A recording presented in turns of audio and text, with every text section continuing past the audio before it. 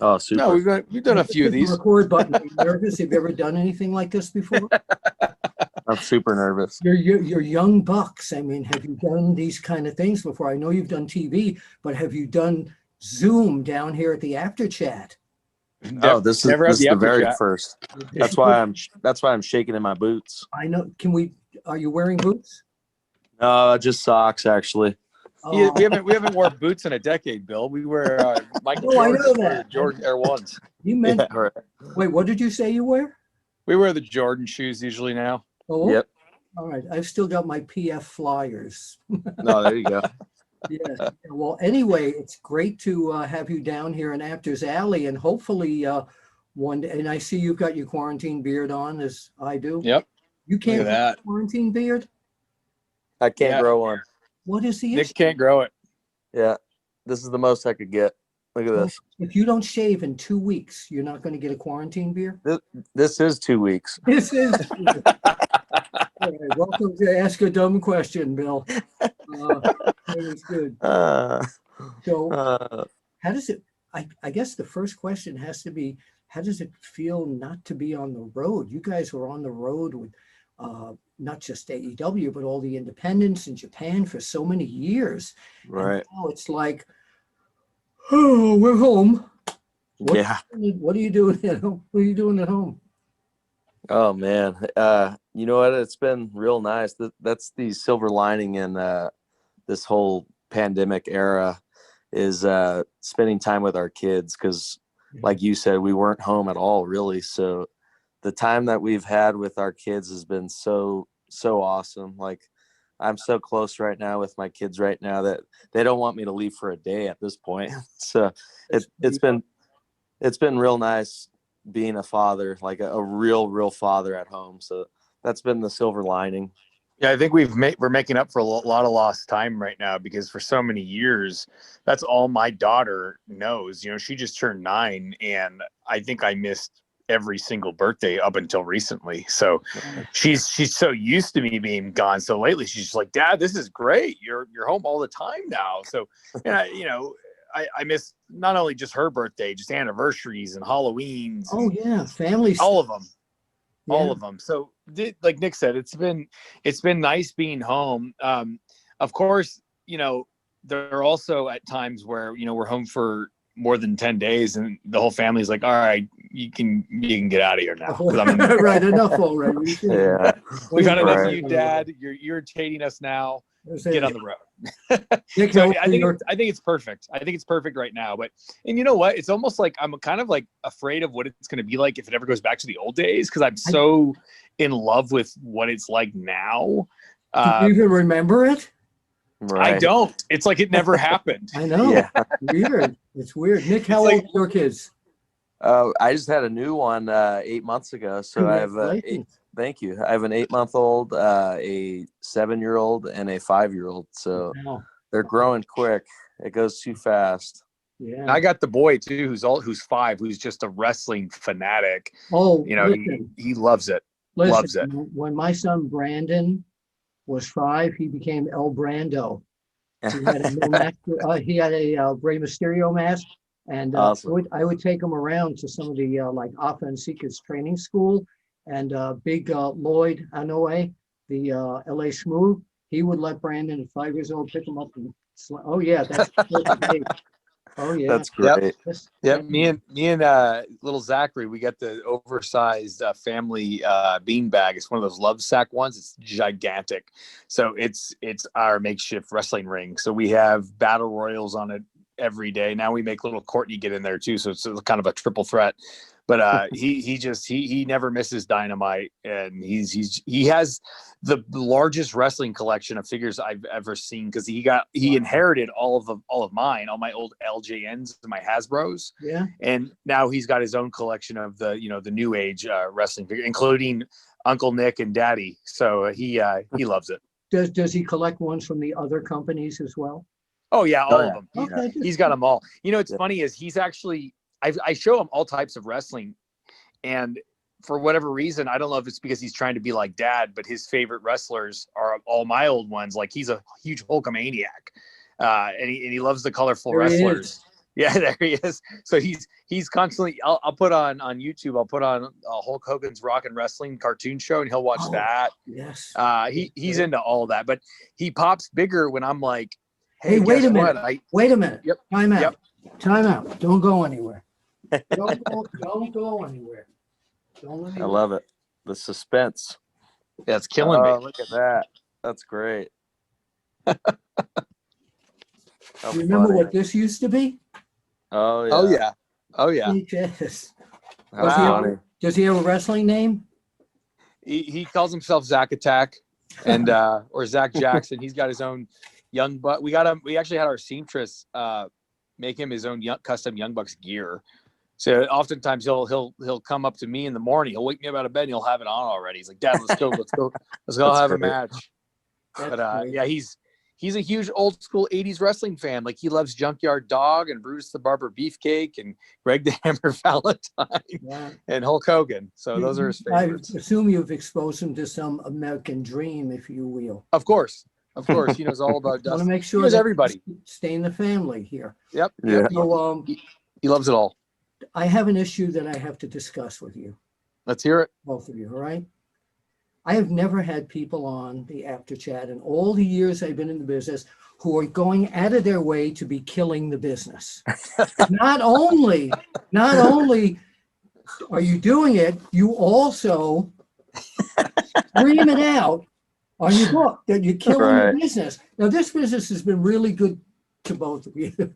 Yep. Both of you, from the indie days all the way to AEW, of course. And I've seen the two of you grow mentally, physically, and in the ring for so many years. And why are you killing the business? What's the solution? Let's see if they play along. Right. I think it's just a saying at this point, and it's stuck for some reason, and it kind of became like our catchphrase. And now it's almost fun to say. Like I don't know. People said early on, like we were exposing the business, which was killing the business. But we thought of that as pretty funny. We're like, no, I feel like we're just changing wrestling for the better and doing a different act. And we're making fun of ourselves at the same time. And we're making fun of it, but not like in a serious way. We're trying to have fun at the same exact time. And I think it was coined that we were killing it, but actually I feel like we were saving it at the same time. Well, it's funny because my book is Wrestling Fixed. I didn't know it was broken. So you're saying saving wrestling. What was wrong with it? Right. I think just like anything else, everything has to evolve. And so many times historically, not just in wrestling, just in the world, there's always people who just do not know how to deal with change and progress and evolving. And those are the ones that are always left behind. And the business, professional wrestling's been around for years and years and years. And it's always evolved. And there's always people at the forefront who are willing to take the risk and kind of gamble and take it a different place and do different things. And a lot of times old timers, or even they don't necessarily have to be even old timers, just anybody, people have a hard time dealing with change. Absolutely. Just change is a big thing. Yeah. And we realized that was the path we wanted to go. We wanted to take this a different path. We wanted to go a different direction with it. And, we didn't realize we were at the forefront of an entire giant movement and that people were going to follow along with us. Yeah. And that's kind of where the whole killing the business phrase came from, is from the old timers who were denying the success that we were having. They didn't like that we were having matches that were a different style. Or you can't do that, Sonny. We were right. Exactly. Right. And you know what, though? It's so funny because there's always been guys like us and girls like us or whatever in the business who have tried to do things differently or maybe worked at a faster pace. And they also had the same resistance. So this has happened historically for decades and decades and decades. Yeah. So we're not the first ones to do this. Just to add to what Matt's saying, what was wrong with the business, in my opinion, was there was only one opportunity and one place to make actual money, major money. And we saw that that was something that was it wasn't right. Like we need more options as wrestlers or as commentators or as referees or as cameramen and just everyone in between. I felt like if we could make something different and make a company that gives other options and gives wrestlers like more negotiating, like they haven't had that in 20 years where, hey, maybe I'll leave WWE and I'll go over here to AEW and get a different contract. Like that's what I feel like what was wrong with wrestling was there wasn't enough places to work for the wrestlers. And now at this point, there's so many options, and or if it's going overseas for New Japan, or like we did, make the independents an option for where you could actually make a real living off. So now I feel like the wrestlers like have the ball in their hand. And you too, with working the indies for so many years, I've noticed that you're scouting indie teams from the indies and bringing them into AEW and showcasing them on Dynamite and on Dark. Right. Yeah. Great. Right. Great. Really. Man, that's the trick. That's the secret. It's constantly breathing new life into the product and always having your finger on the pulse of wrestling, on what's next and what's new. And it's tough when, especially during a pandemic where the independents aren't exactly thriving like they once were, where the way when we left them, it's not like that anymore. You know what I mean? But there's still guys creating buzz, and I want to always have an open mind too when young kids approach us, like these top flight guys. They contacted us and they tried to get an opportunity and they were hungry, and I didn't just blow them off. I'm always trying to be open-minded about, hey, this next email I opened, this could be, the next big tag team. Yeah, because you were in their shoes at one point. Exactly. Also, and wouldn't you have loved someone to have done that for you? Yes. And you can't forget that. Like when we were young, we were dying for an opportunity. And yeah, opportunities didn't really come to us. It took us years to finally get a break. I couldn't even tell you. Reading back on the book, we'd probably, tried slumming it on the indies for 5 years before anybody ever even called us. So it's tough. And I know how tough it is out there. So now with the position we're in, we can actually help give people those breaks that they deserve. And these kids top flight, they're 19 and 21. It's like, man, I think back when I was 19, 21, I wasn't making any money in wrestling. Nobody was willing to give me a shot, but hey, it doesn't have to be that way. Just because it was bad for us, it was harder on us.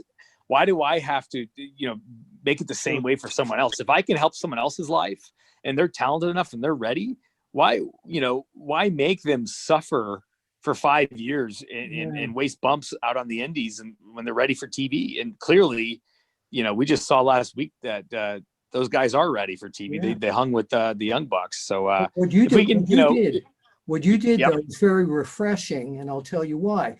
Because most people, and a lot of the old timers that I, grew up and covered it, a lot of them are like, oh, they didn't pay their dues like we had to pay their dues. But it's a different business, and it's a different way now of paying your dues. Correct. So different. And like Matt said, if we can make it a little bit easier for some of these guys, man, you know what? We get more out of helping others than helping ourselves at this point. Like doing that for those guys and seeing their face when Tony offered them a contract, like that's the moments I want to be remembered for, is the feeling that came from that. You're good guys. I really, I know that, and I feel not just from knowing you personally, but just what you're trying to do in the business here. So we're talking about your things have changed in the business. Your lives have changed so much now. It used to be, you'd have to sleep at another wrestler's house to make a trip on the road, or sleep at a sleazy hotel one night. Now, now you don't even have to go to the Courtyard by Marriott. You can go to the regular Marriott. What does it feel like to have your lives elevated in a way that I don't think either of you thought was going to happen years ago? Yeah. Oh man. Go ahead, Matt. Okay, I was just going to say, we know what's important about our story is the struggles we had, and growing up, we didn't have any money. So we truly know, like we scratched and clawed our way to the top. So we know the value of the dollar, and we, like you said, we had to slum it in sleazy hotel rooms with 12 other guys, or all squeeze into a car and with 8 guys when there's supposed to be 4 or 5, and making no money, working for a literal hot dog and a handshake. You know, we did it. So now that we are on top of the world in wrestling, and we have these great positions, and we're the champs, and we're making money and stuff, it's like, we're not the guys that are going to blow the opportunity and blow the money, because we worked too hard to get here. So we really do cherish this, and we know how difficult it was to get here. So we're never ever going to take it for granted, the amount of struggle that we had to, and hardships we had to go through in order to just have a little bit of success. Like, even when we thought we were making it, someone would pull the rug from underneath us again. Like, you could tell in our story, we go into detail. It's the wrestling business. It's the wrestling business. Yeah. And it's a tough business. Yeah. So you know how rare it is to succeed in wrestling? It's impossible. So the fact that we've done it, because we're just 2 little, white dudes from Southern California, and we didn't have a father in the wrestling business, and we never had money, and we never had anything. This was truly a DIY experience for us, where we had to make it on our own. And now that we've made it, we're never letting go of that. And we appreciate everything. Like, I wouldn't take back any of the tough stuff we went through all those years, because it made me a better person. And now I could teach my children, the same things that I learned. You're going to send them out on the road for 3 years? No way. You guys are definitely killing the business. I just started reading the book. It just got to me 2 days ago. Oh, great. And, Cool. I'm so fascinated by, the way first of all, you two being authors, is that another thing that you ever thought would happen? Oh my gosh. You know what's funny is I knew Matt would become an author at some point, because he had always talked about writing a book one day. For me, I had never thought it would even be a thing. But when Harper-Collins called us, it was an opportunity we could not accept. We had to. It was too big of an offer. And for someone to say, hey, can you write a memoir of your life and career, it's flattering, and it's Especially pretty crazy. Age. Really. Yeah. You still have a lot of life and career to go. Good point. Yeah. You can kill the business twice. For Matt, speaking for him, it was bucket list for him. So, and for me as well. So it was something we had to do. Well, wait a minute. You said it was for Matt, it was bucket list. What were you going to write? Was it going to be a non-wrestling book? I think the goal was always, to do a wrestling book, because I read Mick Foley's book so many years ago, and it was always a dream of mine I just, first of all, wanted to have a career worth writing about. So, once we had the success, we did all these great things, and then the offer came. It was like, okay, we actually have a story worth writing about, because we do have an interesting childhood for anybody. Like, it was already weird, but the fact that we came out of it on the other side, and it we had a happy ending, I was like, this is a great story. And they actually offered us the deal, like, around the time we were at a fork in the road in our career, where we didn't know if we were going to go to WWE, or if we were going to, do this new project, or to go back on the indies. Like, we really didn't know. We were kind of at a crossroads. So I knew that it would have made for an interesting story to kind of document it all while it was happening. And it was fun. It was exciting, and sometimes even emotional to take ourselves back, in a time machine, basically, to those times where, when I was younger, when we were all on 14-hour bus rides in Japan, and when we were little kids. Yeah, when we were about to quit, it was fun, and it was also kind of sad at times. It's like an emotional roller coaster ride. That leads me to ask you two, before we start talking about wrestling and AEW, each of you, what's your favorite part of the book? Because when I read my book, I said, that story of me and my father, that's my favorite part. What's your favorite part of the book? Oh man, there's so many chapters that are like such a big deal with our career and our life, it's hard to pinpoint our favorite. But you know what, I would probably say the last chapter, which is pretty much a cliffhanger on like saying, hey, how is this next chapter of our career going to go? Well, you have to tune in and see, you know what I mean? Because it's happening now. So I think ending it that way was great, because who knows if, like you said, maybe we'll write a second book about killing the business. Gotta be. I think a chapter people are really going to like is the Bullet Club chapter, because that was such a significant part of our career, going over to Japan and making it big out there, and just watching like this thing that became like lightning in a bottle.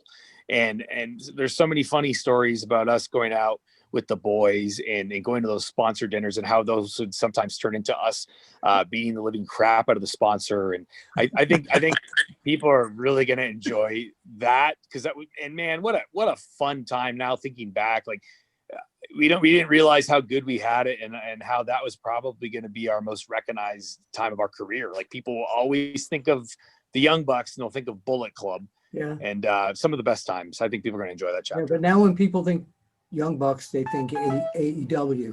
That's where, right. That's where it is. So now I want to change gears. We're talking about the book, but I want to get into character here. Is I've noticed the past month or two a whole change of attitude with you two. A very arrogant type of attitude has come over both of you. And I follow AEW, and I know there's a lot of things you don't like. Would you tell the people, the Apter chatters out there, why you have decided to become, it's not those two guys that are flying around the ring and all that, but there's an attitude there. I think that one thing we needed to find on the show for our characters was a little bit of an edge, because as you know, sometimes in the current times, like just the straight up come on baby white meat baby face isn't exactly the thing that most people cheer for these days. Like, so the idea was, the story about it was, these guys, our biggest villains, FTR, got into our head and manipulated our friends and kind of screwed up the entire elite, and they did it very easily.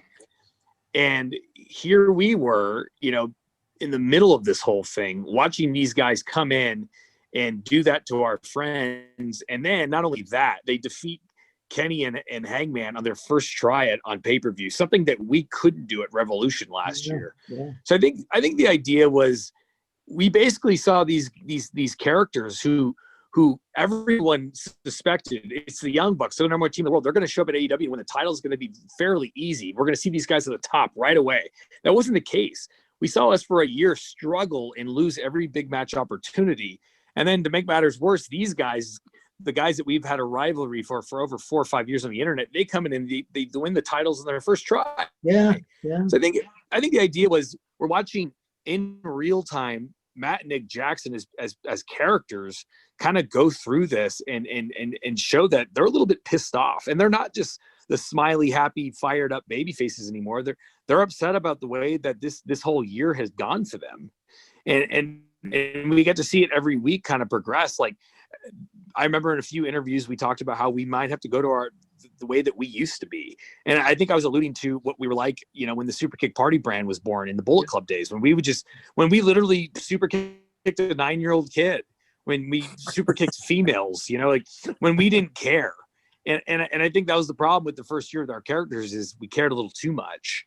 And I think that our characters just needed a little bit of an edge.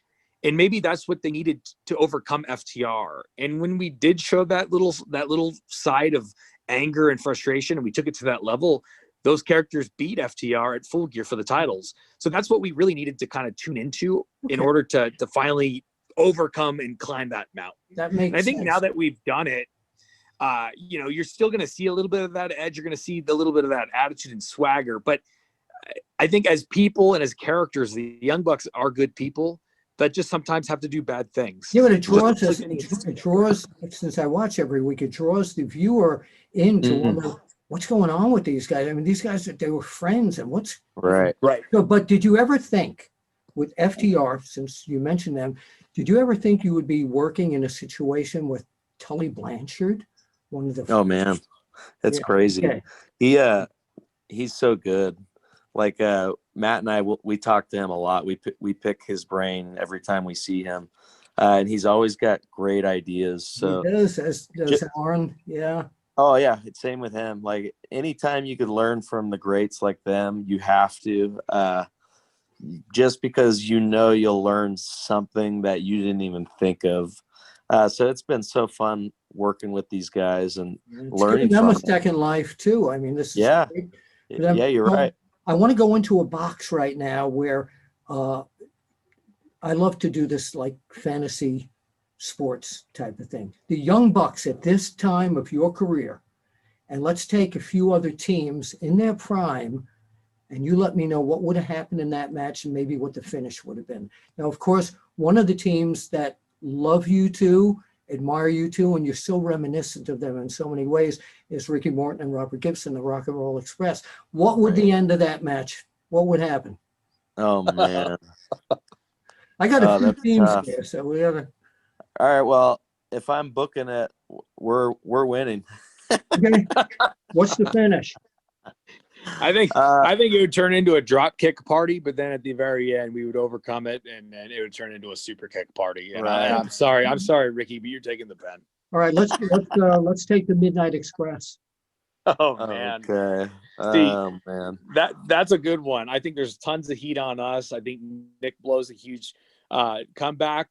But probably if I'm booking back in those days, right when we're at the end of the comeback, Nick goes for a sunset flip and maybe they do a spot where he holds the rope or something and they get the quick roll up. That's probably I don't know. Cornette might whack you with the tennis. Good point. That might happen too. That might happen too. Here's a big one. Hawk and Animal. Oh man, we've thought of this one. They don't care. What's going to happen? Man, that would be a tough one. Just saying, because it would probably be hard to convince them to bump around for us. Right. So if it was happening, man, in their prime, that's tough if it's to happening say. in their prime, we're getting squashed. That's it. That's the bottom line. Yeah. Right, what I about didn't want to say it. What about the Fantastics? Oh, that would have been a good one too. We would have had a good one with them for sure. They have a lot of the same ideas with psychology, like how to build. They like to build matches really heavy in the beginning with a lot of like the back and forth. So I think we would have had a really action-packed, exciting match with them.